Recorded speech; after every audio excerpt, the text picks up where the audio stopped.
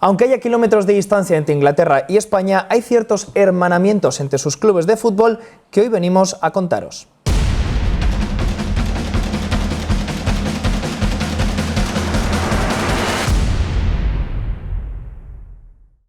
Bueno, Ilie, hemos hecho muchos vídeos relacionando clubes españoles y clubes ingleses. Es correcto. Y en algunos casos, bueno, la mayoría era o comparando ambas ligas o realizando nosotros hermanamientos según datos que nos apetecía hacer. Un saludo desde aquí a aquella mítica Ana Milán o Ana Millán, que dijo que éramos unos hijos de puta por relacionar al Levante con el Brighton por las gaviotas. Nos lo puso en mayúsculas además, haciéndonos saber que estaba levantando la voz.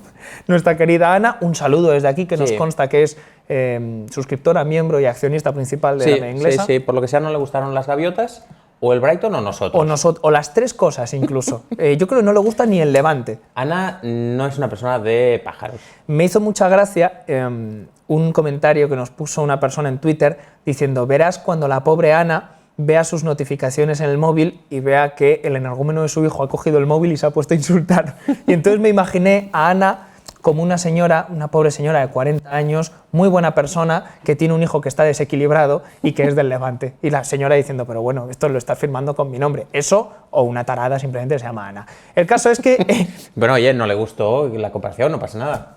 Quizás no hacía falta el insulto, pero vamos. A mí llámame loco. A mí lo de que insultara a mi madre tampoco me... Quieras que no me hizo el día.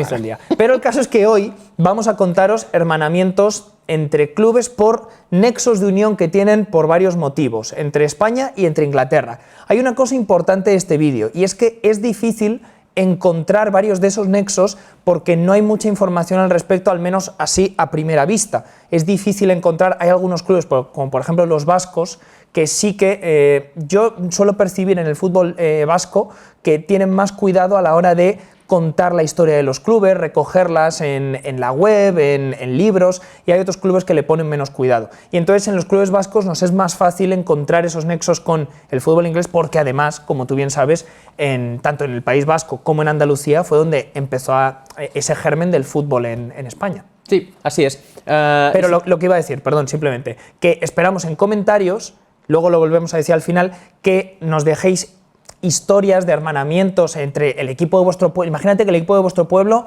tuvo un futbolista inglés que jugó en el Brighton y nosotros no tenemos ni idea de eso. Contádnoslo porque queremos hacer una segunda parte a partir de las historias que vosotros nos contéis y nosotros ya investigamos al respecto. Y si te parece, sin más preámbulo, podemos empezar con estos hermanamientos porque, bueno, están agrupados en varias categorías, un poco, ¿no? Más o menos, por entrenadores, por colores, y en este caso vamos a comenzar por clubes españoles e ingleses que están hermanados por un entrenador concreto. Y aquí empezamos con el Athletic Club y teníamos que contar una historia que nunca hemos contado en un vídeo, o si la hemos contado un poco por encima, que tiene que ver con el Athletic Club hermanado con el Everton. Y es que aquí, Ilie, nos fuimos tú y yo, de hecho, al País Vasco a perseguir esta historia porque tiene que ver con Howard Kendall. Y la verdad es que fue un viaje muy curioso porque nunca hemos llegado a sacar un vídeo sobre ese viaje, pero fue bastante interesante. Sí, primero vamos a explicar un poco la carrera de Howard Kendall, por qué es una leyenda del Everton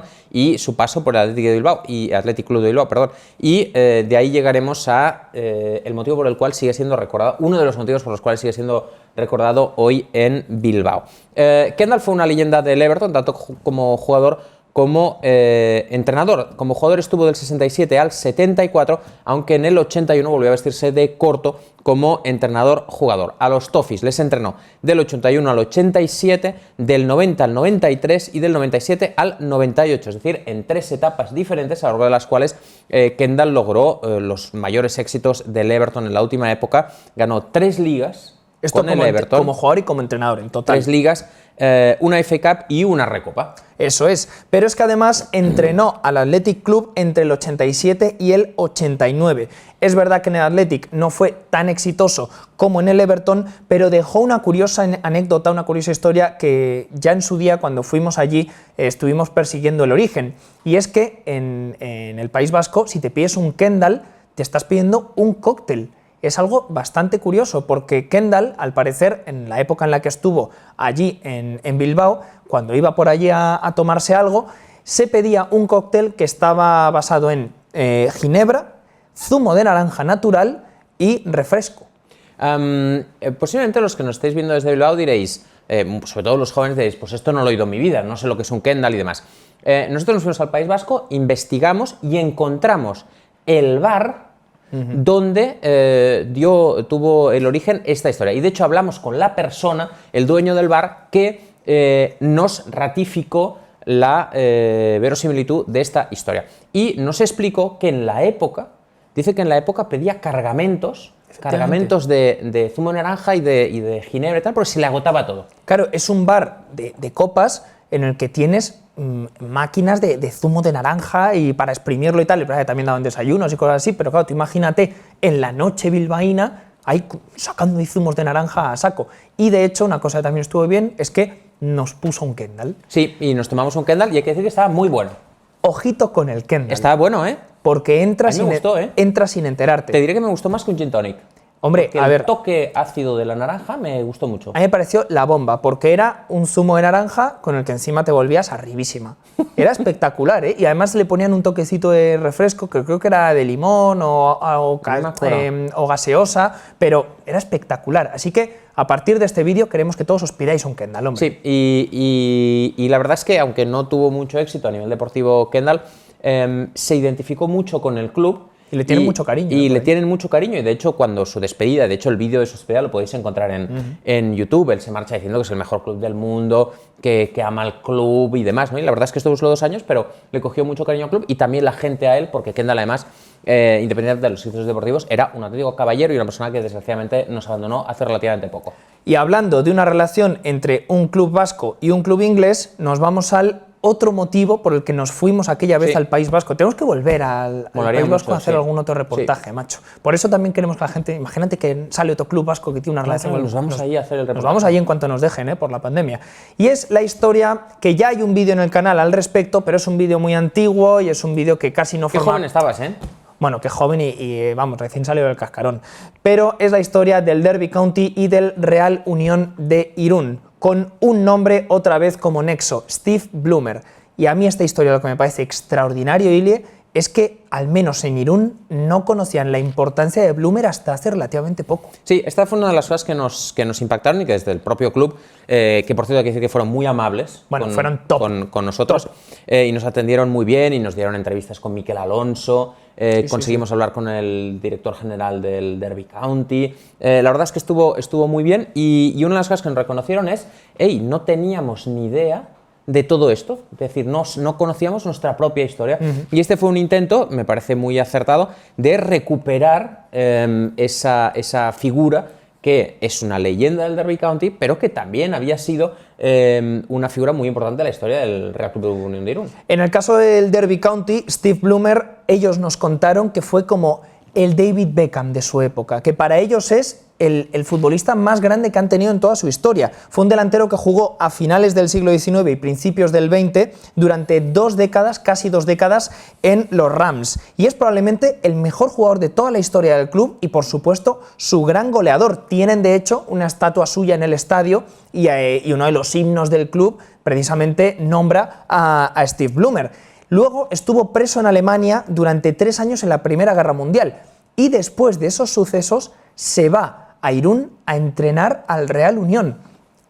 El Real Unión hasta hace relativamente poco sabía que había estado por ahí, estaba en sus archivos, pero claro, tú imagínate cuando los encargados de realizar esta investigación se dan cuenta de que uno de los grandes mitos del fútbol inglés no solo entrenó al Real Unión después de la guerra, sino que además ganó una Copa del Rey al Real Madrid.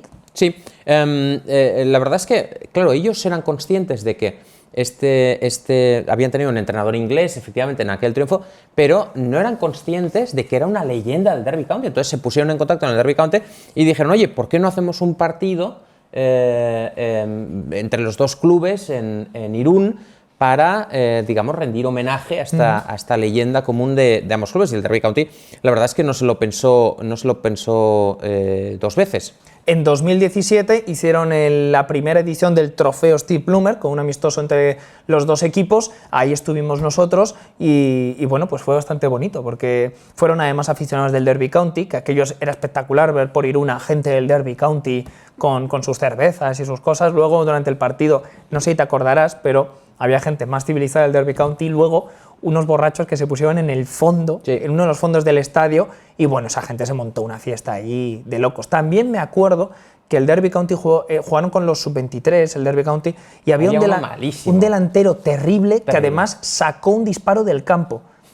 Se me quedó grabadísimo eso de decir, muchachos, nos vamos a quedar sin balones de lo malo que eres. No, los pobres del Real Unión de Irún dijeron, a ver, una cosa, está bien organizado un amistoso, pero intentemos que no nos cueste dinero a base de balones perdidos. Claro, el amistoso que ganó el Derby County, hay que decir, ¿eh? Sí, ganó el Derby County. ¿Ganó el Derby County?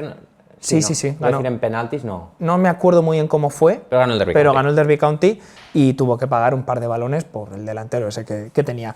Pero una historia muy chula, la de Steve Bloomer, y sobre todo muy sorprendente por ver. Por eso destacamos en este vídeo que nos contéis historias, porque se pierden incluso cuando se habla de leyendas, como es este caso Bloomer.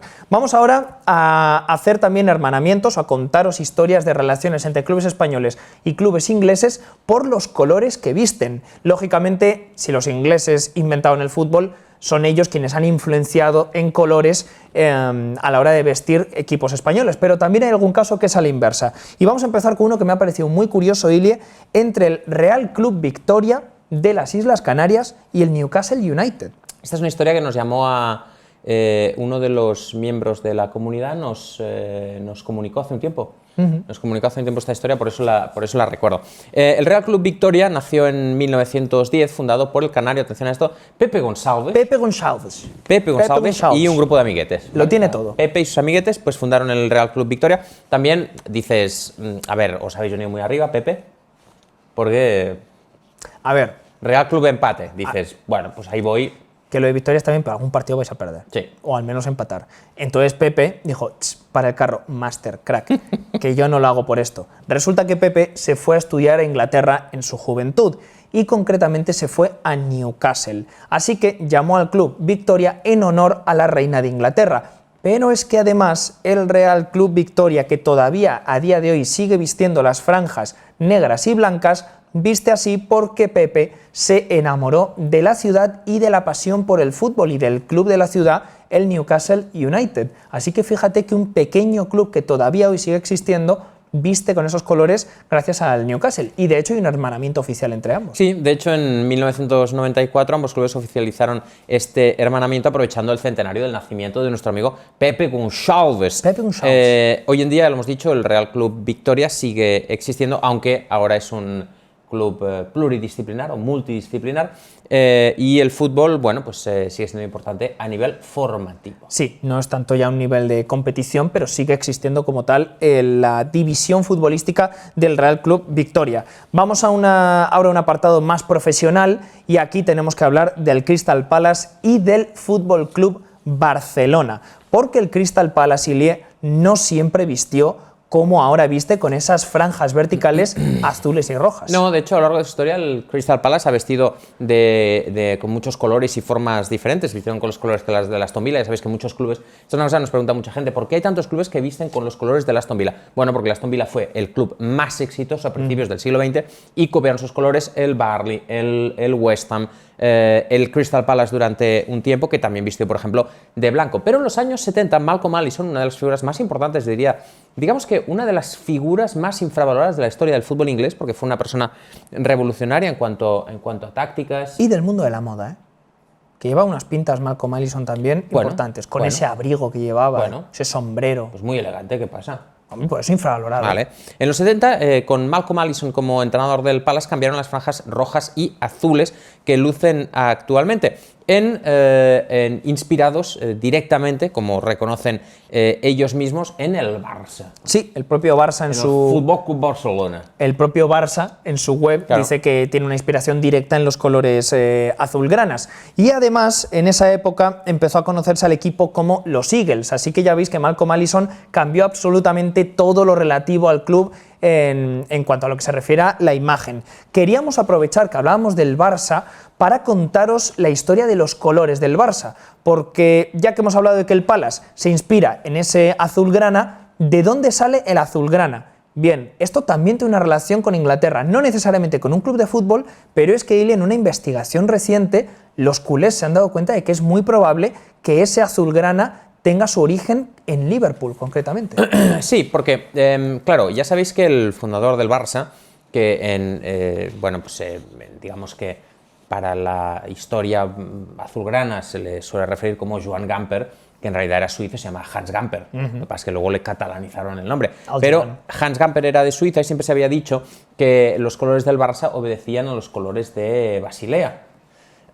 Y a medias. A medias. Bueno, entre muchas otras teorías. Bueno, en las teorías que recoge el propio Barça dicen que incluso hay teorías que dicen que era porque el boli con el que trabajaban tenía doble punta roja y azul. O sea, hay de todo tipo. Pero el caso es que últimamente ha aparecido una nueva teoría que podría colocar, como bien decíamos, el origen de estos colores en Inglaterra y concretamente en Liverpool. Porque los hermanos Whitty eran miembros activos del club en sus inicios, del Barça, y estaban presentes en la reunión en la que se decidieron los colores del club. El nieto de uno de ellos, de estos hermanos Whitty, afirma que en la familia siempre se dijo que los colores del Barça estaban inspirados en los colores del equipo de rugby de la escuela de Merchant Taylors en Liverpool, donde su abuelo estudió. Sí, así que lo que el propio Barça dice es que tiene mucha pinta de que esta teoría está bien sostenida. Hay imágenes del Merchant Taylors vistiendo esos colores hace ya muchísimos años y que probablemente al final de esa reunión sale un origen mixto de los colores azulgranas y que, por ejemplo, los hermanos Whitty dijeron ¿por qué no usamos estos colores? Y Gamper dijo, me gusta porque se parecen a los del Basilea. Entonces ahí hicieron una unión, vestimos de azulgrana, pero me pareció una historia también interesante, aprovechando que hablamos de los colores del Barça. Saltamos ahora a otras franjas, en este caso rojas y blancas. Vamos a hablar del Atlético de Madrid y del Southampton. Dos apuntes aquí. Lo primero, sabemos que es probablemente la historia más conocida al respecto en cuanto a heredar unos colores de un club inglés por parte de un equipo español, pero nunca la hemos contado como tal y creo que este es el vídeo.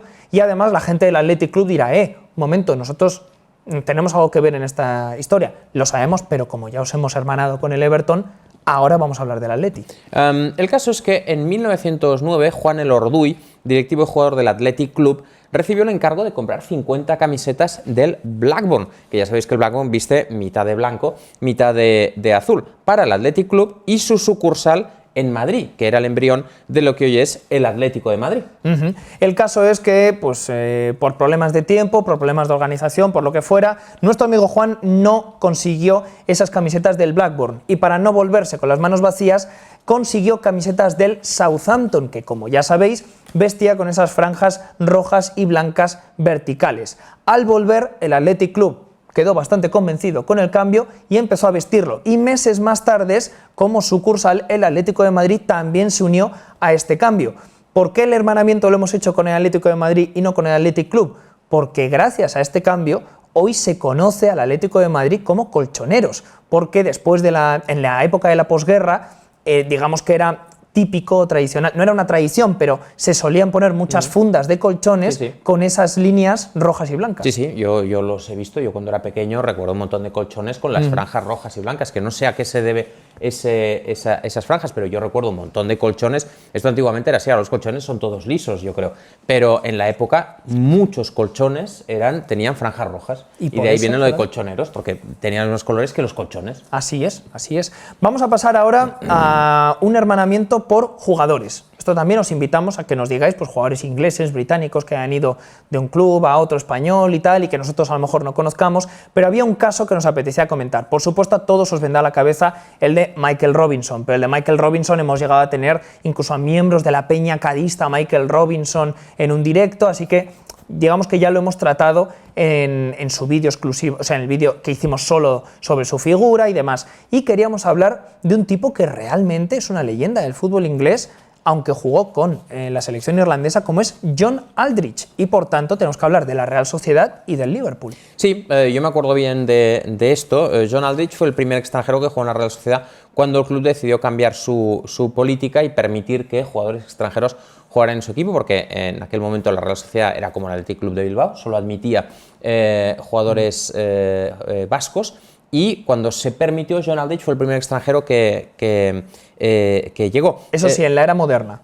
Sí, sí, es decir, antes la Real Sociedad, claro, hace muchísimos años, ya había tenido algún extranjero. Luego pero en se ese implantó cambio, la política, la misma que la de Bilbao, y luego la volvieron a cambiar, que es cuando fichó Aldrich y llegarían Océano. Yo me acuerdo muy bien de aquella época de la Real Sociedad. El caso es que Aldrich nació en Liverpool, jugó para el club de su vida, el equipo de Anfield, entre el 87 y el 89, cuando ganó una Liga y una FA Cup. En el 88 fue el máximo goleador de la Primera División con los Reds, y ya con 31 años es cuando se fue a jugar a la Real Sociedad entre el 89 y el 91. Y fíjate que a pesar de estar allí poco tiempo, tienen gran recuerdo de él porque marcó 40 goles en 75 partidos, así que a pesar de superar la treintena, consiguieron disfrutar de un John Aldrich todavía en plenitud.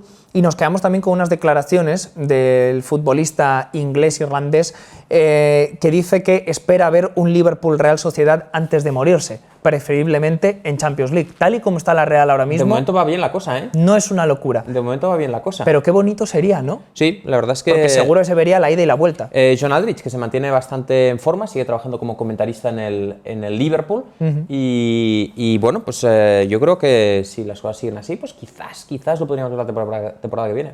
Y vamos a terminar con nuestro vídeo de hermanamientos entre clubes españoles y clubes ingleses con una historia de una amistad que surgió por una tragedia. Probablemente el nombre a más de uno de estos dos equipos os sorprenda, porque estamos hablando de una amistad entre el Manchester United y el Real Madrid, y la historia moderna entre ambos es un poco también, tiene que ver con cierta enemistad, porque Ferguson, el Real Madrid, muy bien no le caía, y ahí están sus ruedas de prensa hablando sobre el club merengue, pero solo hace falta ir a la propia web oficial del Manchester United para que os deis cuenta hasta qué punto el equipo de Old Trafford está agradecido al Real Madrid. Ilie, nos tenemos que ir a la década de los años 50 y al desastroso, a la tragedia de Múnich, de ese accidente que se llevó por delante a buena parte de la plantilla de los Busby Babes. Sí, efectivamente, ya lo sabéis, volvían de un partido de cuartos de final de Copa de Europa, y al hacer escala en Múnich, pues les pilla una gran tormenta, tienen que salir como sea porque tenían un partido que jugar en Inglaterra, intentan despegar varias veces y al final, en el último intento de despegue, acaban estrellándose al final de la pista, fallece prácticamente toda la plantilla, sobrevive Bobby Charlton, fallece, por ejemplo, Duncan Edwards, Matt Busby le dan la extrema unción en varias ocasiones en el hospital en Múnich, finalmente consigue salvar la vida. Es un momento para el Manchester United muy complicado, además les obligan a jugar los partidos que tenía pendiente, llegan incluso a jugar una final de Copa en aquel año 58, y en aquel momento es cuando el Real Madrid, pues también impactado por la tragedia, decide ayudar al Manchester United en todo lo que puedan. Es la época en que estaba Santiago Bernabéu como presidente del Real Madrid, que era un enorme admirador de Matt Busby y del juego que practicaba. Así que don Santiago Bernabéu pues dijo, tenemos que ayudar a que vuelvan a renacer. El caso es que el Real Madrid aprovechó su condición de grande de Europa para intentar ayudar al United organizando una serie de amistosos con el objetivo de recaudar fondos, porque claro, el Manchester United se quedó sin sus futbolistas, entonces tenía que fichar. De hecho, intentaron salvarlo como pudieron con cesiones y chicos jóvenes de la plantilla para cumplir sus compromisos, pues no tenían jugadores para afrontarlos. Parece ser que el Real Madrid jugó por menos de la mitad del precio que normalmente había que pagarle al club para desplazarse y jugar un amistoso. De hecho, entre el 59 y el 62, cuando Matt Busby estaba en plena reconstrucción del equipo, que al final conseguiría ganar la Copa de Europa en el año 68, ya con una nueva armada, todavía con Bill Foulkes o Bobby Charlton, pero ya con, por ejemplo, George Best. Jugaron 5 amistosos entre el 59 y el 62, como decía, todos con pues asistencias muy altas al estadio e incluso alguno que fue televisado. Al final, cuando en el 68 se juntan Real Madrid y Manchester United, sus destinos, antes de la semifinal de la Copa de Europa, Santiago Bernabéu dice lo siguiente: quiero que tratemos al Manchester United como el mejor equipo del mundo. Posteriormente se dice que el momento que ganan al Benfica aquella final de la Copa de Europa, el primer telegrama de felicitación que recibe el Manchester United es del Real Madrid, dándoles la enhorabuena de parte de vuestros buenos amigos de Madrid. Además, hay una historia curiosa sobre esta relación entre el Real Madrid y el Manchester United que la contó recientemente John Luden, autor de Historia de dos ciudades, Manchester y Madrid, al Telegraph. Se la contó. y cuenta que es que el Real Madrid en esa época, para seguir ayudando a la reconstrucción del Manchester United, les ofreció algo que hoy sería impensable, la cesión de Alfredo Di Stéfano al Manchester United, pagando además la mitad de su ficha. Y curiosamente, este traspaso estaba prácticamente hecho y quien evitó que se realizara fue la propia Football League, ya que quería promover el talento joven local de la zona de Manchester y creía que fichando a Alfredo Di Stéfano por el Manchester United iban a frenar la progresión de esos jóvenes que estaban llamando a las puertas de equipos como el Manchester United. Pero fíjate hasta qué punto Santiago Bernabéu estaba dispuesto a ayudar al Manchester United. Sí, esta era una historia bastante desconocida hasta que se publicó este libro. Yo recuerdo cuando salió el artículo del Telegraph, que era básicamente replicaba lo que se contaba en el libro, pero hasta entonces no se conocía, o no se conocía por el gran público hasta qué punto el Real Madrid estaba dispuesto a ayudar al Manchester United. Claro, es como ceder hoy en día a, qué sé yo, a Messi. Es decir, sí, una cosa tremenda. Imagínate cuando sucedió, por ejemplo, el Chapecoense, que el Barça diga, oye, os cedemos a Messi 6 meses.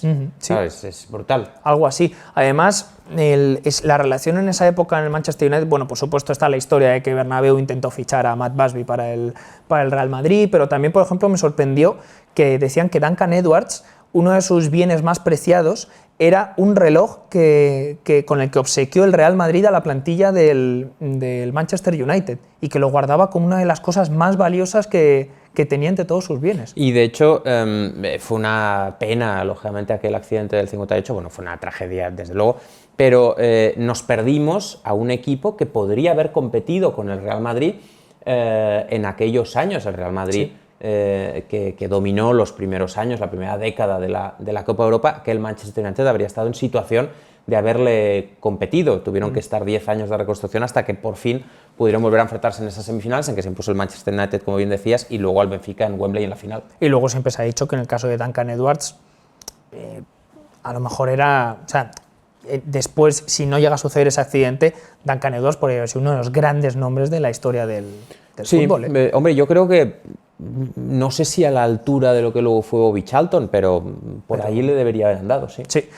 También queríamos recordar, ya que hablábamos del Real Madrid, no os lo vamos a contar en profundidad porque hay un vídeo solo de eso, que también hay una estrecha relación con el Corinthians, con el mítico equipo aquel del juego limpio, de la caballerosidad en el juego. Tenéis un vídeo exclusivamente sobre él, pero en el que explicamos por qué el Real Madrid viste de blanco, sí, que es gracias al Corinthians.